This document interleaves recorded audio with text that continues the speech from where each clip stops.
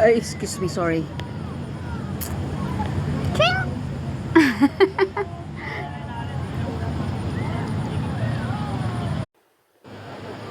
Kasi yung mga strategy na anong gagawin mo para magkabo sa yung lalaki. Mm. Oh, Pero ayoko na, hindi na.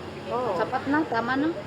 Ganun. Kaya ako ngayon, nakita mo, hindi na ako hindi na nga ako Kasi nagtitira. kung mayroon talagang pupunta sa atin, may papasok talaga. Pero kayo mag-ano, wag na ah.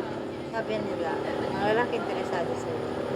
Walang busy-busy yan sa trabaho. True. Totoo yan. Ang kaya hindi mag-care. Mm. 24/7 yan ang pamonitor. Yan din ang hinangaan ko kahit mag-care. Then, yung respeto niya, yung update niya. Mm. Ano Wala. nabuang siya sa ano. Nabuwang, na ano lang siya. Hayaan mo na. Kasi ako ang una nang naging girlfriend dito. Gusto ko niyang tumikim lang marami. Mag-explore. Oo. Yun ang sabi niya kay Naya. Mahal is mahal. Ang gusto, kung hindi ko sana nalaman, wala siyang alam. Oo. Ang mali niya, kinalagdag niya sa pag-aralan. Marami akong pag-ibig. Kaya nga. Before ko siya na-meet, taraya, laman na ako ng taraya. So,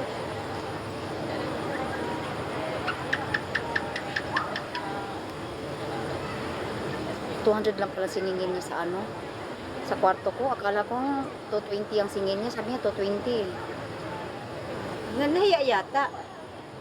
Kaya hindi ka man nag-i-stay doon, hindi ka nagagamit ng kuryente pag gabi. Kaya nga, nagtaka ako bakit nagdagdag ng 20. Electric man lang naman ako dyan. Nag-dimlet lang ako ng gabi.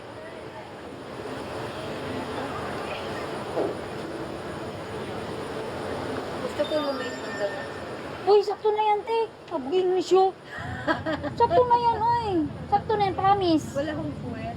Mag-exercise ka. May puwet naman pala, pero hindi bilog. Exercise nga. Yung ganyan na yung wala. Yung ganyan-ganyan ka, oh. Tuwing ka hanggang 50. Ganyan lang. Opo, squat lang. Oh. Taas baba. Pwede taas baba, pero pwede rin mag-maintain. Para sa paa din. Punta ng legs mo.